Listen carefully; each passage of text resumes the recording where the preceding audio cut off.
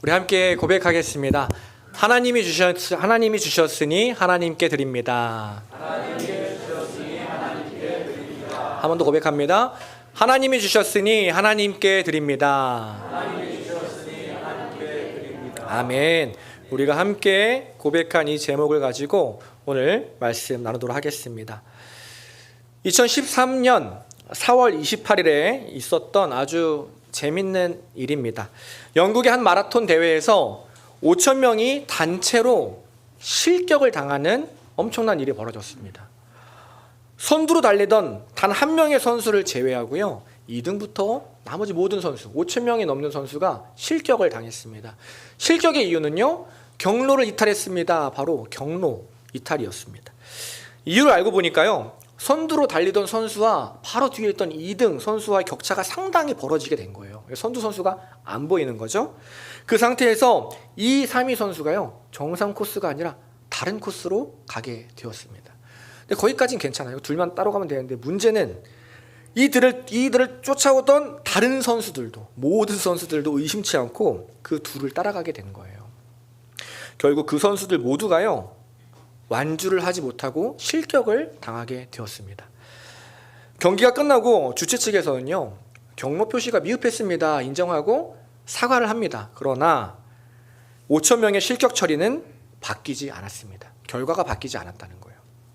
결국 유일하게 코스를 완주했던 마크 후드라는 이 선수만이 영광의 1위를 차지하게 됩니다. 5천 명이 넘게 참석한 마라톤 대회에서요, 단 한 명만이 완주를 합니다. 그리고 단 한 명만이 상을 받게 되었습니다. 그렇게 될 수 있었던 이유가 무엇입니까? 이 선수가요, 1등으로 계속 달렸기 때문인가요? 그렇지 않습니다. 이 선수가 완주를 할 수 있었던 이유, 상을 받을 수 있었던 이유, 그것은 그 사람만이 끌려가지 않고 끌고 가는 삶을 살았기 때문입니다. 이것과 비슷한 사건이 일본에서도 벌어져요. 한 4년 뒤인 2017년입니다. 5월에 일본에서 똑같이 열린 마라톤 대회인데요, 이번엔 대상이 초등학생이에요. 초등학교 3, 4, 5, 6학년을 대상으로 마라톤 대회가 벌어집니다. 근데 이게 재밌는 게 똑같은 학년끼리가 아니라 막 섞여 있는 거잖아요. 한 250명 가까이 학생이 출전했는데 누가 봐도 고학년 학생들, 5, 6학년 학생들이 유리한 경기였어요. 근데 참 재밌는 게 반전이 벌어졌습니다. 결과를 보니까요, 꼴찌로 달리던 3학년 학생이 수많은 상급생들을 제치고 깜짝 우승을 하게 됐어요. 대부분이 이제 4, 5, 6학년 학생이다 보니까요, 이 우승을 차지한 3학년 학생도 처음에는 계속 뒤로 처지게 되었습니다. 좀 얼마 가지 못해서 꼴찌가 됐어요. 꼴찌가 된 것도 모자라서 바로 앞에 있는 선수와 한참 격차가 벌어지게 됐습니다. 앞에 있는 선수가 안 보이게 되는 거예요. 여기서부터 이제 사건이 발생하는 거죠. 그런데 꼴찌로 달리던 이 학생을 제외하고 이번에는 나머지 모두가 다른 길로 가게 된 겁니다. 재밌죠. 앞의 경우와는 정반대의 상황이 벌어졌어요. 모두가 정신 못 차리고 끌려가는 삶을 살고 있을 때 이 학생 혼자서, 3학년 학생이 대단한 학생이에요, 자신이 목표한 대로 경기를 끌고 갑니다. 결국 꼴찌였던 3학년 학생만이 경기를 끝까지 완주하고요, 우승까지 하게 되었다는 실화입니다. 이 두 이야기가요, 우리에게 주는 교훈은 무엇입니까? 꼭 1등으로 달려야만 우승할 수 있을까요? 그렇지 않다는 거예요. 꼴찌로 달려도 우승할 수 있다는 거죠. 또 반대로요, 1등으로 달리는 게 꼭 유리한 상황은 아니라는 것입니다. 1등으로 달리다가도 실격 당할 수 있다는 거예요. 우리의 인생을 흔히 마라톤에 비유합니다. 우리가 인생길을 걸어갈 때 1등하는 삶, 완주하는 삶을 어떻게 하면 살아갈 수 있겠습니까? 정답은요, 끌려가는 삶이 아니라 끌고 가는 삶을 살아가야 한다는 것이에요. 신앙도 마찬가지입니다. 우리 신앙생활, 저도 그런데 막 조급함이 좀 있죠. 빨리 가고 싶고 빨리 성장하고 싶은 마음이 좀 있습니다. 그런데 빨리 가느냐 느리게 가느냐, 사실 이거는요, 크게 중요하지 않은 것 같아요. 사람의 욕심인 거죠. 정말 중요한 것은 무엇입니까? 우리가 신앙생활을 하는 과정 가운데 포로처럼 이리저리 끌려다니는 삶을 사느냐, 아니면 신앙의 프로가 돼서 내 삶을 당당하게 끌고 가느냐, 이 차이가 신앙의 승패를 결정한다는 거예요. 우리가 지금 계속 살펴보고 있는 이 에스라서 말씀을 보면요, 악조건 속에서도 믿음을 지키고 신앙의 승리를 경험했던 수많은 사람들이 등장합니다. 근데 그 사람들의 비결을 보니까 저는 딱 한 가지로 요약할 수 있을 것 같아요. 뭐냐면 끌려가는 삶이 아니라 끌고 가는 삶을 살았더라. 그래서 어떠한 환경 속에서도 승리할 수 있었다라는 것이죠. 오래전에 포로로 끌려가서요 정착하고 살던 이스라엘 백성들, 에스라와 함께 다시 고향으로 돌아가기를 결정합니다. 그 이유는 하나였어요. 하나님의 성전을 다시 짓기 위해서입니다. 근데 이것은 정확히 말하면요, 무너진 나의 신앙을 다시 세우기 위해 돌아가는 거죠. 마음은 좋았습니다. 그런데 현실은 어떤가요? 벌써 고향을 떠난 지 150년이 지났어요. 한참 시간이 지난 거예요. 너무 오랜 시간이 지났습니다. 여러분, 이게 말이 150년이지. 제가 우리 교회 온 지 올해로 이제 7년 차입니다. 제가 우리 교회 처음 왔을 때는요, 서울에 이런 곳이 있구나 싶었습니다. 장한평역인지 장안평역인지 장한동인지 장안동인지 헷갈려서 한참을 헤맸던 기억이 납니다. 근데 이제는요, 제가 인천에 이사 온 지 8년인데 저희 집보다 장안동이 더 익숙해요. 7년이 지났는데 적응이 다 끝났습니다. 어디가 맛집인지 다 알아요. 7년밖에 안 된 저도 이런데요, 이스라엘 사람들은요 100년이 넘었어요. 그 말은 뭐냐면요, 적응의 문제가 아니라 이제는 그곳이 고향이 됐다는 것입니다. 떠나는 것 자체가 모험이에요. 도전입니다. 사실은 불가능한 일일 수도 있을 것 같아요. 그런데 그 힘든 결정을 합니다. 다시 고향으로 돌아가야겠다. 왜 그 결정을 합니까? 딱 한 가지 이유였어요. 하나님 때문입니다. 하나님 한 분 때문에 육체에 끌려가는 삶이 아니라 내 육체를 끌고 하나님께로 가는 삶을 선택해요. 그 다음에 어떻게 합니까? 여기서 멈추지 않고요, 지난주 우리 말씀 때 들었잖아요. 금식하고 또 기도합니다. 아닥사스다 왕이 에스라에게 너희를 가니까 내가 이것저것 챙겨줄게 했더니 거부하죠. 하나님께서 우리를 먹이실 것입니다. 하나님께서 우리를 책임지실 것입니다. 믿음으로 거절했어요. 그럼에도 불구하고 불안함이 마음 가운데 찾아왔던 것 같아요. 금식하고 기도합니다. 왜요? 걱정 근심에 마음이 끌려가는 삶을 살아가기 위해서가 아니라 믿음으로 마음을 끌고 가는 삶을 선택한 것입니다. 그리고 나서 바로 오늘 본문 이야기예요. 지금 나눴던 것처럼요, 이 이스라엘 백성들이 하나 둘씩 믿음의 결단을 하기 시작하는 거예요. 그 삶에서 육체에 끌려가는 삶을 살다가 이제는 육체를 끌고 가는 삶을 선택합니다. 마음에 끌려가는 삶을 살다가 마음을 끌고 하나님께로 가는 삶을 선택해요. 그리고 오늘 마지막으로 가장 어려운 결정을 합니다. 그게 뭐냐면 바로 물질이에요. 여러분, 신앙생활에서요 가장 어렵고도 중요한 결정이 뭔지 아십니까? 바로 물질입니다. 물질에 끌려가느냐, 물질을 내가 끌고 가느냐, 거기서 신앙의 승패가 결정됩니다. 몸 들이고 마음 들이고 다 해도요, 물질 못 들이면 거기서 끝이라는 거예요. 실패라는 것입니다. 그런데 그 어려운 것을 오늘 이스라엘 백성이 해냅니다. 물질을 끌고 가는 삶을 선택해요. 오늘 본문 24절 25절 함께 볼까요? 제가 읽어보겠습니다. 그때 내가 제사장의 우두머리들 중 12명 곧 세레비아와 하사랴와 그의 형제 10명을 따로 세우고 그들에게 왕과 모사들과 방백들과 또 그곳에 있는 이스라엘 무리가 우리 하나님의 성전을 위하여 드린 은과 금과 그릇들을 다 알아서 주었으니, 그 다음 30절도 함께 보겠습니다.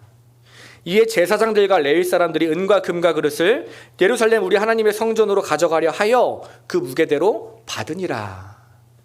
이 무슨 말이냐면요, 지금 이스라엘 백성이 성전을 짓기 위해서 돌아가고 있습니다. 근데 몸과 마음만 갖고 돌아가지 않아요. 수많은 물질도 함께 가져갑니다. 그 중에는요, 왕과 신하들이 준 물질도 있었고요, 여러 가지 이유로 함께하지 못한 이스라엘 백성도 준 예물이 있었습니다.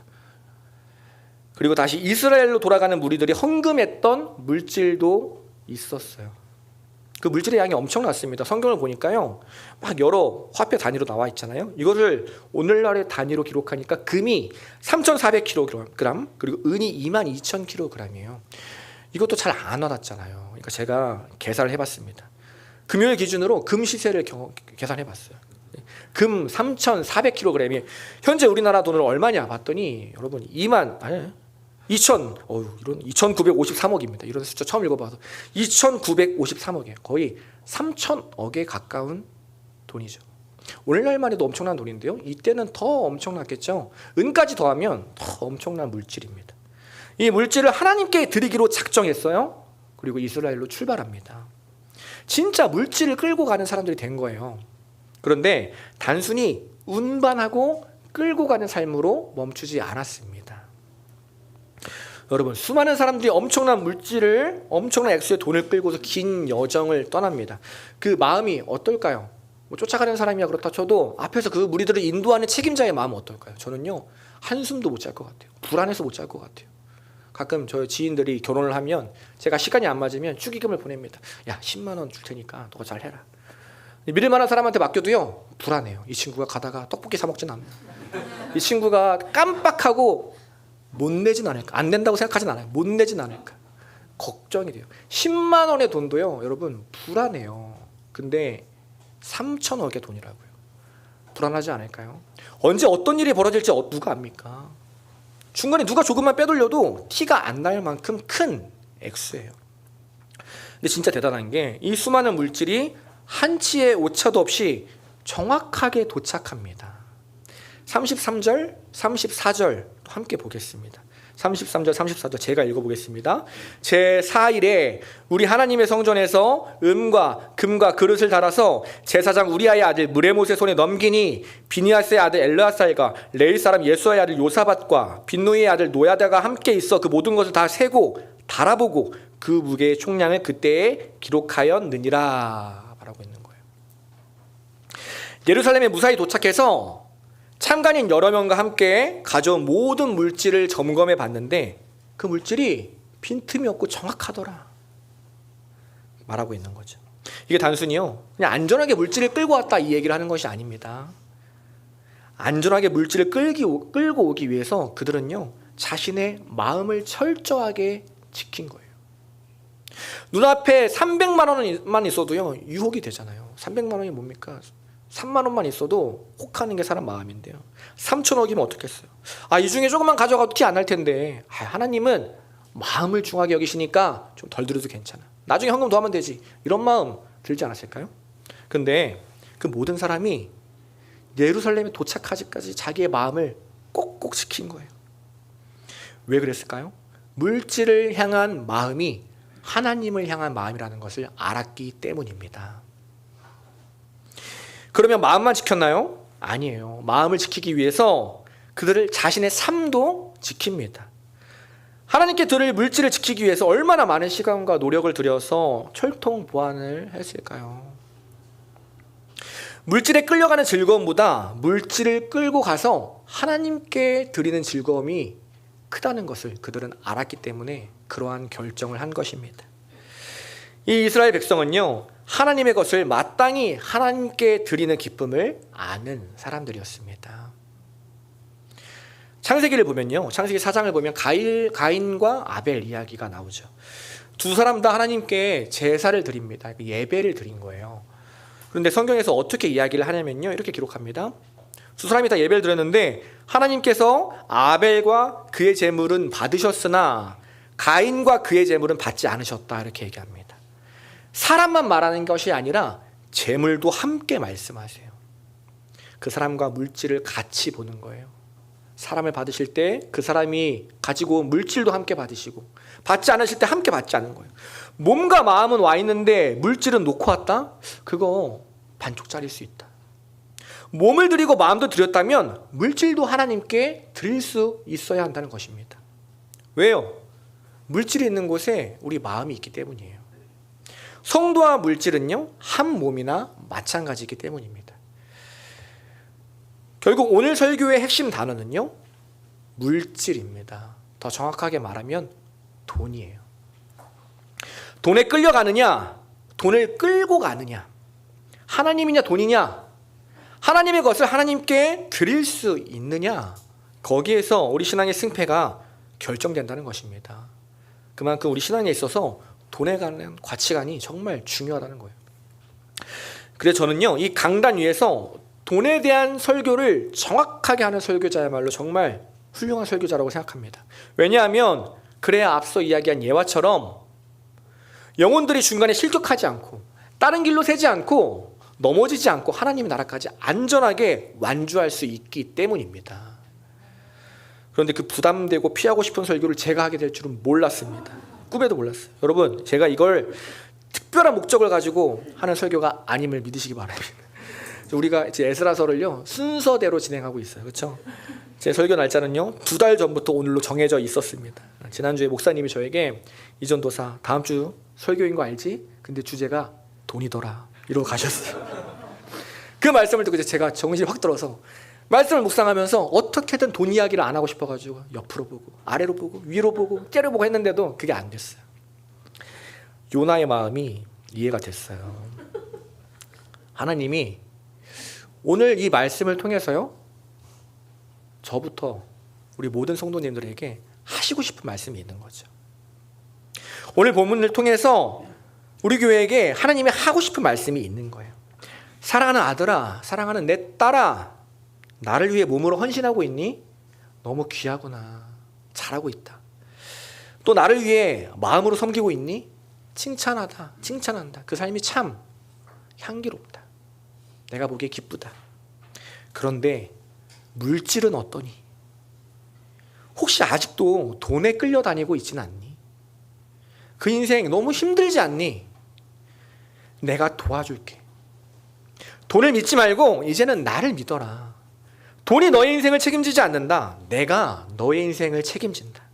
이제는 돈에 끌려다니지 말고 걱정, 근심, 불안에 끌려다니지 말고 내가 주는 평안과 기쁨과 만족으로 살아가는 인생 되어라. 오늘 우리에게 말씀하고 계시는 거예요.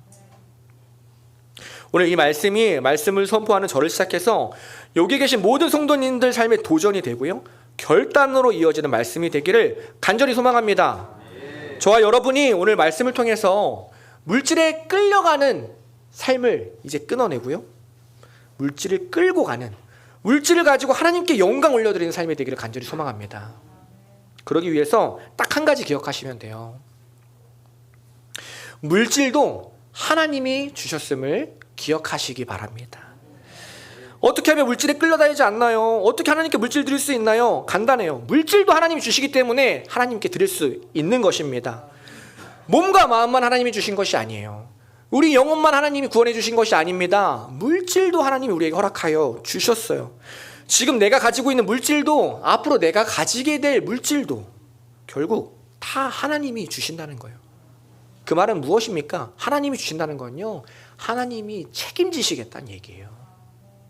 그 사실을 믿으면 하나님께 기꺼이 드릴 수 있습니다. 오늘 본문 28절에 이렇게 말합니다. 제가 읽겠습니다. 내가 그들에게 이르되 너희는 여호와께 거룩한 자요, 이 그릇들도 거룩하고 그 은과 금은 너희 조상들의 하나님 여호와께 즐거이 드린 예물이니.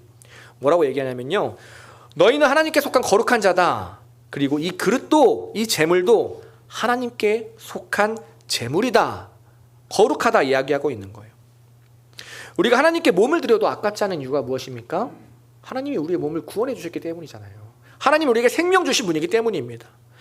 우리가 하나님께 마음을 드려도 아깝지 않은 이유가 무엇입니까? 하나님이 우리에게 새 마음을 허락하여 주셨기 때문이죠. 그런데요, 참 이상하죠? 왜 물질은 아까워할까요? 물질은 내 것이라고 생각하기 때문이에요. 내가 피땀 흘려서 번 돈이라고 생각하기 때문입니다. 물질은요, 나에게 속했다고 오해하기 때문이에요. 그런데 오늘 본문은 우리에게 정확히 뭐라고 하냐면요, 그 물질도 하나님께 속한 것이다. 그 물질도 하나님의 것이다. 너가 가진 모든 것 사실은 하나님이 준 것이다. 하나님이 너에게 맡긴 것이다. 하나님은 거룩한 사람들에게 거룩한 물질을 맡기는 분이다 이야기하고 있습니다. 그것을 알았던 오늘 이스라엘 백성들은요, 하나님께 자신들이 가진 재물들을 아낌없이 즐겁게 드릴 수 있었어요. 제가 돈이나 헌금에 대한 내용이 나올 때마다 생각나는 한 이야기가 있습니다. 저희 목사님께서 부산교회에 계실 때 학생부를 맡고 있을 때 담당했던 한 학생에 대한 이야기예요. 그 친구가 헌금을 하면요, 목사님이 이 친구가 용돈을 얼마 받았는지 정확하게 알 수 있으셨다고 하더라고요. 왜냐하면 헌금이 그때그때 다른 거예요, 주마다. 근데 보통은 사람들이 정찰제로 하잖아요. 1,000원으로 하고 2,000원으로 하고 5,000원으로 하고 하는데 이 학생은 5,000원 그래. 아멘. 믿음으로. 이 학생은요 100원 단위까지 헌금이 떨어지는 거예요. 뭐 예를 들어서 뭐 3,400원, 2,100원 그 주마다 헌금이 이렇게 100원 단위로 달라지는 거죠. 왜 그런가 보니까 그 주에 용돈을 받으면 받은 액수의 정확히 10분의 1을 하나님께 헌금으로 드리는 거예요. 여러분 학생이었어요. 어린 나이죠. 10대의 나이입니다. 그런데 나이는 어리지만 하나님이 공급하신다는 것을 정확히 알고 있는 사람이었습니다. 내가 가진 모든 물질이 사실 하나님의 것이구나 알고 있는 학생이었어요. 그러니 하나도 아깝지 않았겠죠? 정확히 드릴 수 있는 것입니다. 이제는 그 친구가 청년이 되었습니다. 제가 이 친구를 한 번도 만나본 적은 없는데 이야기를 계속 듣고 있어요. 간간히 소식을 듣는데요. 그런데 하나님이 그 삶을 아주 형통하게 이끌어 가심을 듣습니다. 거룩하게 물질을 지키며 살았더니 하나님이 그 삶을 책임지고 계시는 거예요. 아니 전도사님 그건 액수가 적어서 그렇잖아요. 2,700원, 3,400원 저도 할 수 있습니다. 이렇게 얘기할 수 있겠죠. 근데 여러분 그렇지 않습니다. 이게 쉬운 일이 아니에요. 그때 하지 못했다면요 지금도 어려운 일입니다. 작은 일에 충성하지 못하면 큰 일에도 충성하지 못하는 것이에요. 왜냐면요 제가 그 증거이기 때문입니다. 얼마 전에 한 청년과 편하게 대화를 하다가 헌금 이야기가 나오게 되었습니다. 원래는 헌금 이야기하면 불편하니까 잘 안 하는데 나오게 됐어요. 지난주니까 1월 말이었어요. 그래서 이런저런 말을 하다가 다음 주 첫째 주네 11조 해야겠다 싶어서 이제 1월 한 달 이제 계산을 한 거죠. 계산을 하는데 제가 액수가 생각보다 많은 거예요. 그래서 제가 혼잣말로 야 이분이 11조가 많다 그랬더니 옆에 있던 친구가 왜 11조가 많아요? 그러는 거예요. 그 내용이 즉슨 아니 월급이 정해져 있는데 왜 11조가 달라지냐 이 얘기를 하는 거죠. 제가 아니 명절이라 설 상여금도 받고 감사하게 상품권 주신 분도 있고 또 청년부에서 생일이라고 챙겨준 사람들도 있고 이렇게 저렇게 섬겨주신 분들이 있어서 액수가 좀 많다. 그랬더니 그 친구가 놀라는 거예요. 왜 놀라냐 했더니 저는 월급만 11조를 해요. 상여금은 한 번도 생각을 안 해봤어요. 얘기하는 거예요.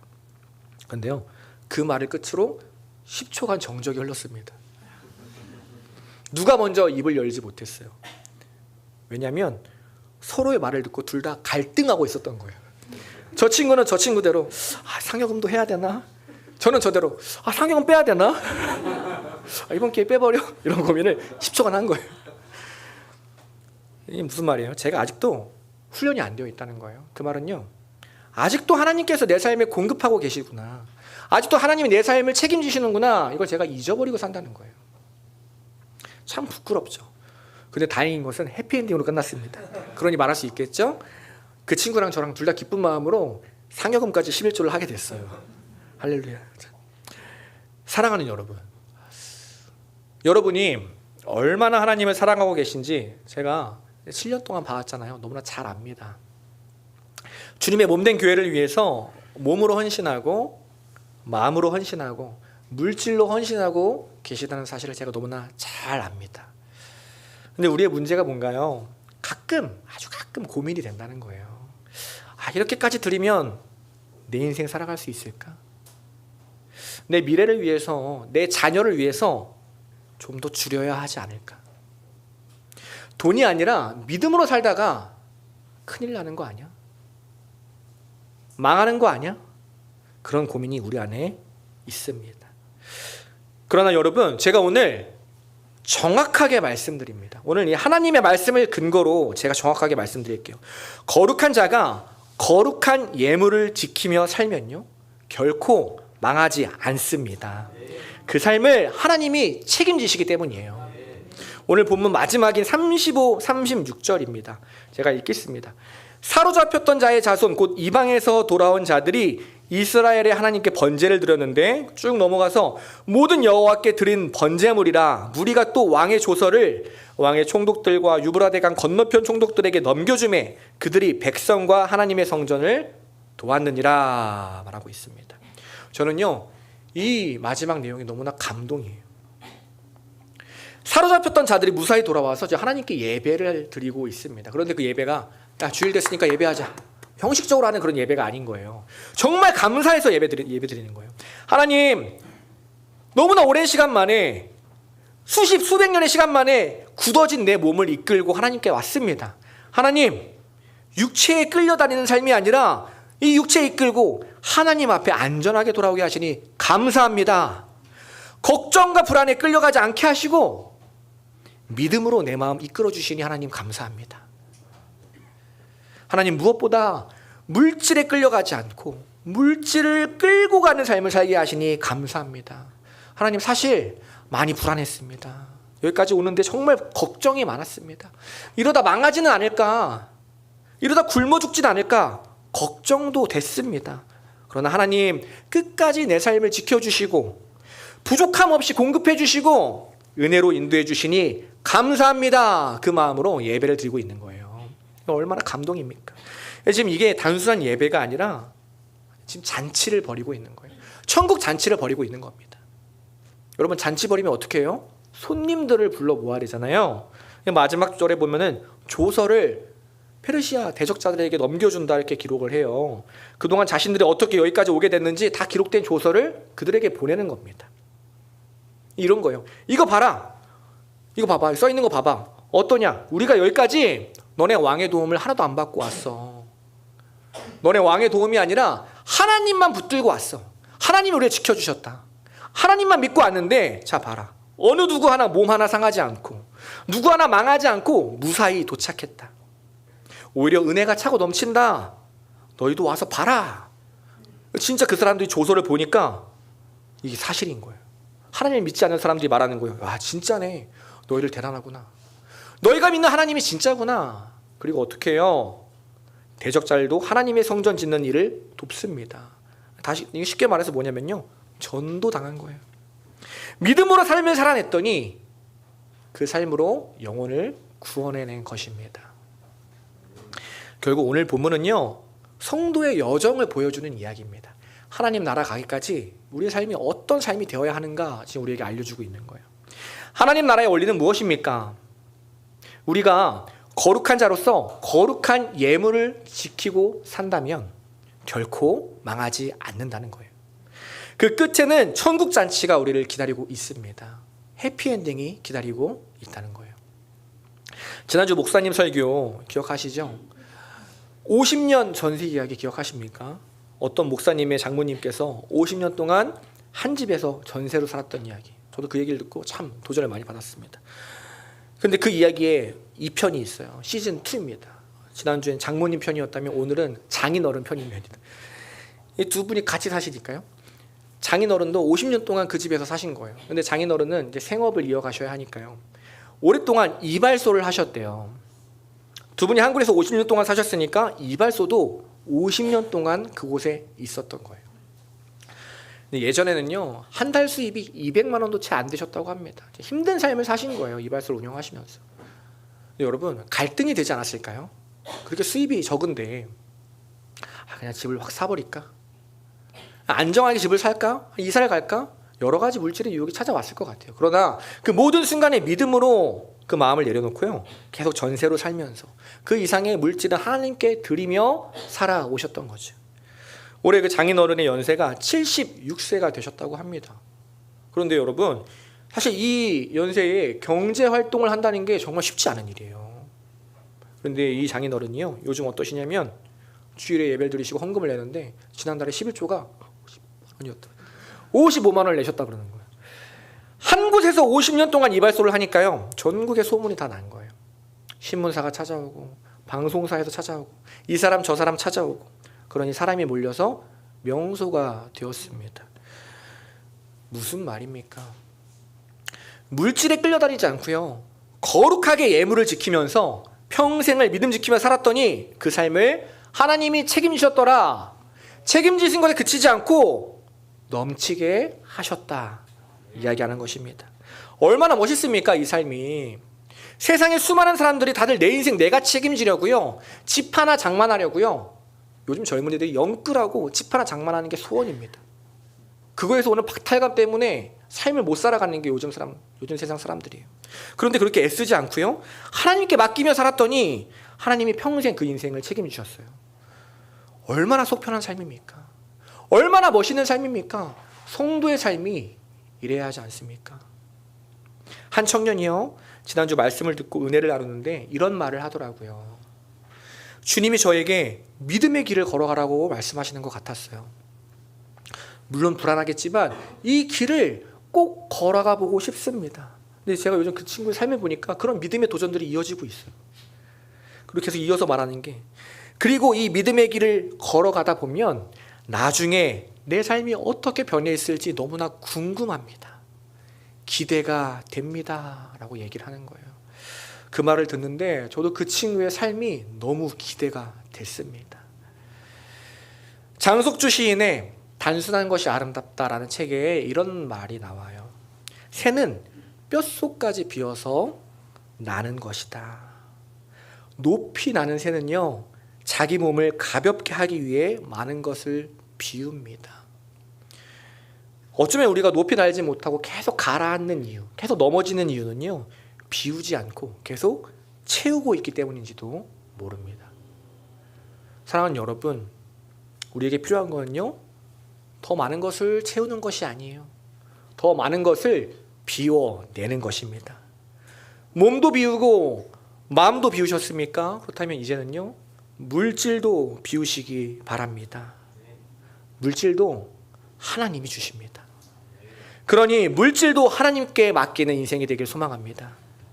돈이 아니라 믿음으로 살아가는 인생, 날마다 하나님의 공급하심을 경험하며 그 은혜를 누리며 쉽고 가볍게 살아가는 저 여러분, 우리 모든 하나님의 백성 되시기를 간절히 소망합니다. 이 시간 그런 마음으로 함께 찬양하겠습니다. 하나님, 그동안 내가 주인 삼은 모든 것들, 나의 몸, 나의 시간, 나의 마음, 나의 물질도 이 시간 모두 내려놓겠습니다. 하나님, 끌려가는 삶이 아니라 믿음으로 끌고 가는 인생 되게 하여 주옵소서. 하나님께 공급받는 인생 되게 하여 주옵소서.